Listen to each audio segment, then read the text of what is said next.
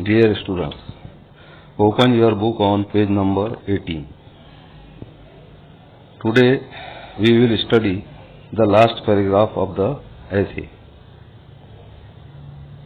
In this paragraph, the writer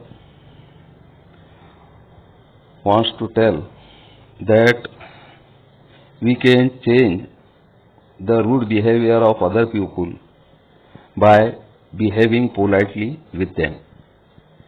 writer ये कहना चाहता है कि हम दूसरों के बद अखलाकी वाले रवैये को अपने अच्छे अखलाक वाले रवैये के जरिए तब्दील कर सकते हैं।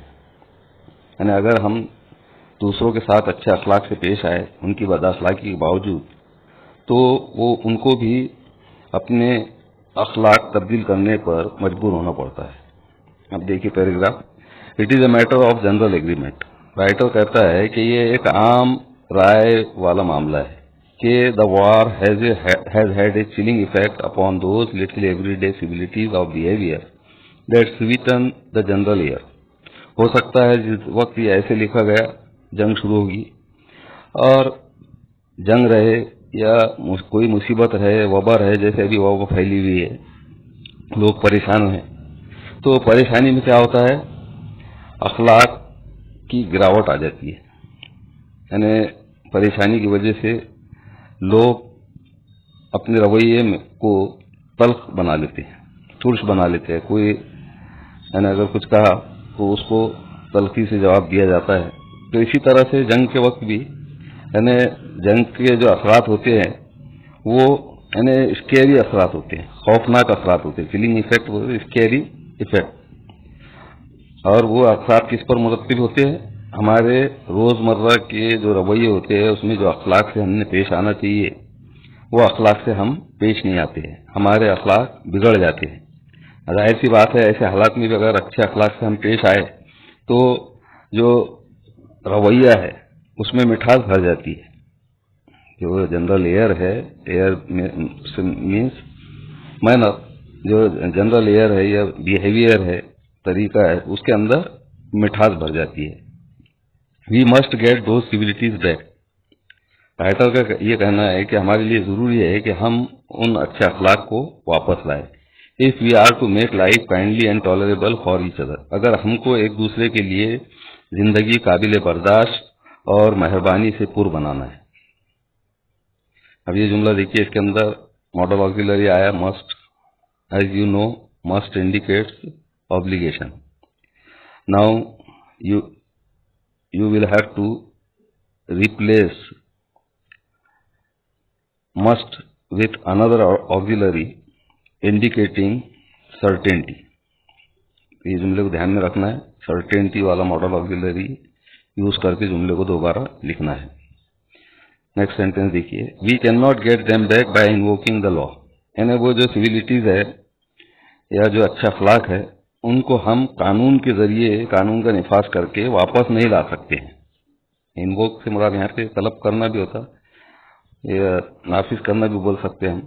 तो हम कानून का निफाज करके लोगों के अंदर अच्छा अखलाक पैदा नहीं कर सकते, ये कहना है राइटर का। अब ये जुमला देखिए, इसके अंदर आपको अनेबल टू इस्तेमाल करके दोबारा लिखना है। अनेबल टू का इस्तेमाल करके, आपको इससे पहले बताया गया अनेबल टू के साथ टू बी वाले वर्ब्स इस्तेमाल होते हैं। एम इज, आर या वाज वेयर।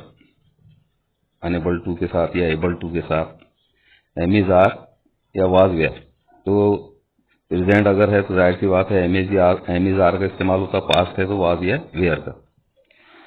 देखिए आगे, तो इसमें अनेबल टू का इस्तेमाल करना है।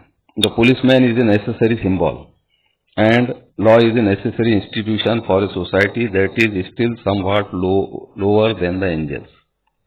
जाहिर सी बात है, ऐसा समाज जिसके अंदर बहुत ज्यादा बद अखलाकियां हो, बहुत ज्यादा बुराइयां हो, तो वहां पर पुलिसमैन एक जरूरी सिंबल है। यानी पुलिसमैन नेसेसरी है। और इसी तरह से तो कानून जो है वो जरूरी इदारा है। यानी ऐसा समाज जिसके अंदर बहुत ज्यादा बुराइयां हो और जो फरिश्तों से भी कमतर हो, फरिश्तों से कमतर हो, ऐसे समाज में जहाँ बुराइयां बहुत ज्यादा भरी हुई हो, वहाँ पुलिसमैन और कानून का इदारा न्याय जरूरी है।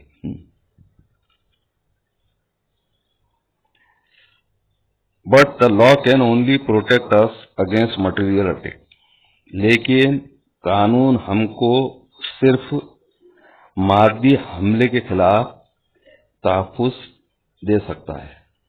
प्रोटेक्ट, तहफ़्फ़ुज़ देना, तहफ़्फ़ुज़ करना, हिफाजत करना।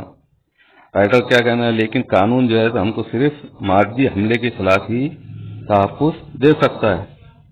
अब यहाँ पर देखिए, आपको वॉइस चेंज करके लिखना है, वी से शुरू करने का। इसमें आ सारा तो वी से शुरू करेंगे, वी से शुरू करके पेशी वॉइस में तब्दील करके लिखना है। पेशी वॉइस, हाँ, इससे पहले पेशी वॉइस का जुमला आया था, कैन का इस्तेमाल था, उसमें उसको एक्टिव वॉइस में तब्दील करने के लिए कहा गया था। लेकिन अब इसको क्या करना है, आपको पेशी वॉइस में तब्दील करना है, पेशी वॉइस में तब्दील करना है। देखिए आगे, Now, nor will the liftman's way of meeting moral affront by physical violence help us to restore the civilities। अब यहाँ पे बता दीजिए लिफ्टमैन की मिसाल के, लिफ्टमैन ने जो उसकी अखलाकी बेइज्जती हुई थी, मॉरल अफ्रॉन्ट,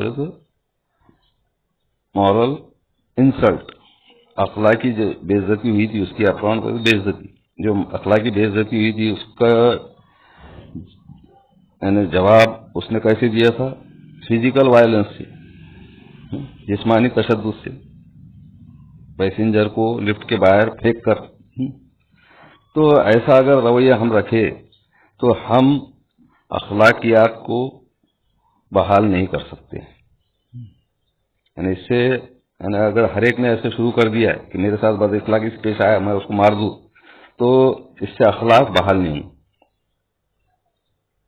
हमारा मजहब भी हमको सिखाता है कि कोई अगर बद अखलाकी से पेश आए तो हमारा ये फर्ज है कि हम उसके साथ अच्छे अखलाक से पेश आए। बद अखलाकी हमारा मजहब हमको सिखाता नहीं है। बद अखलाकी का जवाब बद अखलाकी से देना, ये हमारा मजहब हमको सिखाता नहीं है। इस बात को ख्याल में रखना है।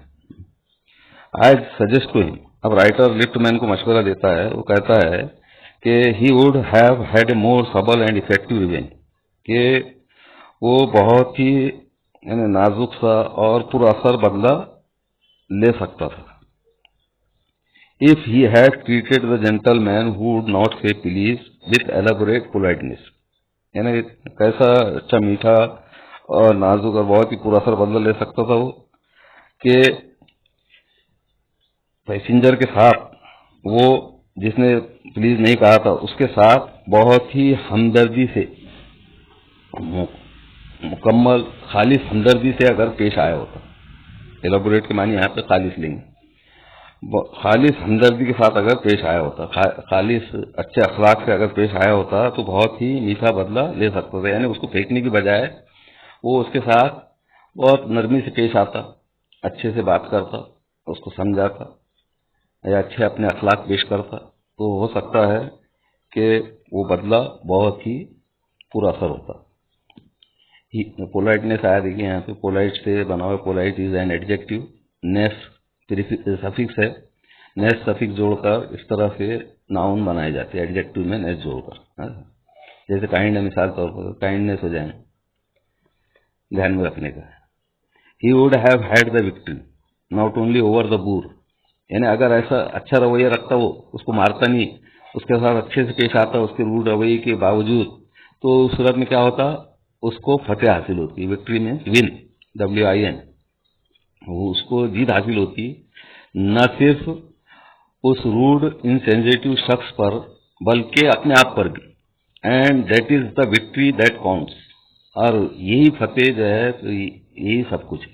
यानी we should have control over our own selves. यानी राइटर क्या कहना है कि हमारे अपने ऊपर हमको कंट्रोल होना चाहिए, अपने ऊपर काबू होना चाहिए। और सही फतेह कौन सी है, जब हम अपने ऊपर काबू पा लें, अपने ऊपर अपने नफ्स पर अगर हम काबू पा ले तो यही सही फतेह है। अगर अपने नफ्स पर काबू पा लेंगे हम, तो जाहिर सी बात है हम दूसरे के साथ में खराब रवैया नहीं रखेंगे। उसके खराब रवैये के बावजूद गुस्सा तो आता, हर एक को आता, फितरी बात है गुस्सा, लेकिन उससे पर काबू पा लिया हमने और उसके साथ अच्छे अखलाक से पेश आए तो उसका रवैया भी हमारे साथ चेंज हो जाता है। The polite man may lose the material advantage, यानी हो सकता है कि जो पोलाइट मैन हो, जो यानी अच्छे अखलाक वाला इंसान हो, जो हमदर्द इंसान हो, नर्म दिल इंसान हो, तो उसको मादी फायदा वो खो सकता है। But he always has spiritual victory, but he always has the spiritual victory, लेकिन हमेशा उसको रूहानी फतेह हासिल होती है। स्पिरिचुअल रिलीजियस होता है, सेक्रेड, मुकद्दस, उर्दू में अपन बोलेंगे रूहानी, तो उसको रूहानी फतेह हासिल होती है। अब ये स्पिरिचुअल है, देखिए इसका नाउन फॉर्म बोल सकता, स्पिरिचुअलिटी होता, ITY बढ़ा दीजिए इसमें आप, इसका नाउन बन जाएगा स्पिरिचुअलिटी। अब इसमें भी देखिए मॉडल ऑक्सिलरी यूज हुआ, मे यूज हुआ, मे इंडिकेट परमिशन, इसको ध्यान में रखना है। और ये जुमले के अंदर दो का इस्तेमाल करके लिखेंगे। 3 जुमले हो गए ग्रामर के, तीसरा जुमला दो का इस्तेमाल करके जुमले को लिखेंगे, जवाब लिखेंगे इसको। Rewrite the sentence using though, या rewrite the sentence removing but. देखिए आगे, I comment to the lift man a story of Chesterfield. Chesterfield was born in 1694 and died in 1773. He was English statesman, statesman मुराद politician, author सियासतदार था, मुसन्निफ था, and pattern of letters, और letters का pattern था, यानी जो राइटर्स वगैरह होंगे हो सकता है उनकी माली मदद करता हूँ, इसलिए उसको पैटर्न ऑफ लेटर्स कहा गया। तो राइटर उसके सामने चेस्टरफील्ड की कहानी का जिक्र करता है, लिफ्टमैन को, comment means mention. In his time the London streets were without the pavements of today. उसके वक्त में यानी 17वीं सदी में, 18वीं सदी में जो लंदन की स्ट्रीट्स थी, सड़कें थी, उस पर पेमेंट्स नहीं हुआ करते थे। आज पेमेंट्स होते हैं फुटपाथ, पहले नहीं हुआ करते थे। और and the man who took the ball had the driest footing.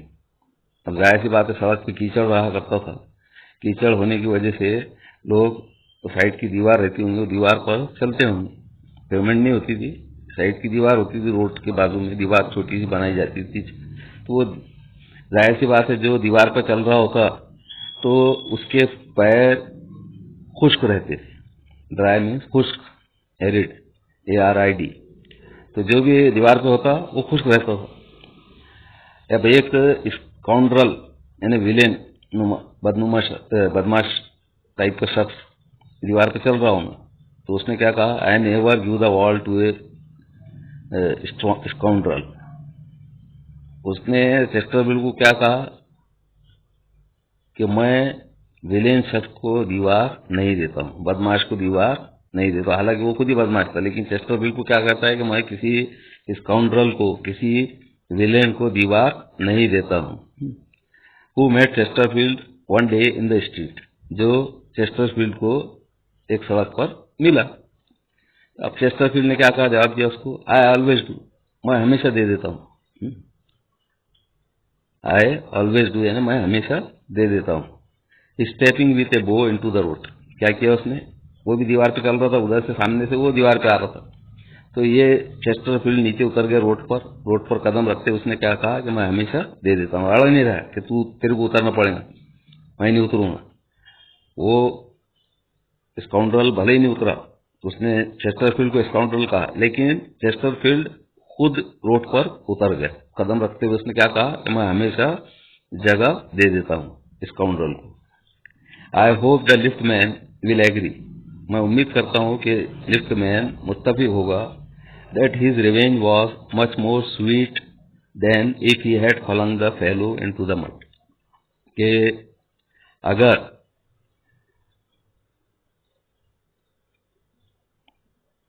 Passenger को फेंकने की बजाय वो उसके साथ अच्छे से पेश आता पैसेंजर के साथ में, तो उसका बदला बहुत ही मीठा होता है, यानी हमेशा उसको याद रहता, लिफ्टमैन को हमेशा याद रहता कि मैंने कितना अच्छा सलूक उसके साथ किया। तो ये पैराग्राफ हुआ। अब इसके अंदर कुछ अल्फाज बताता हूँ मैं, उसके नाउन फॉर्म जैसा आपको नोट करना है।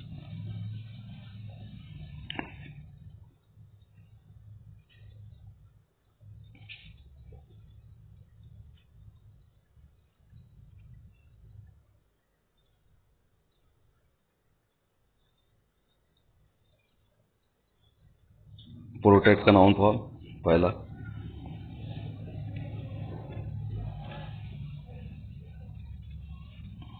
सजेस्ट का तीसरा, ट्रीट का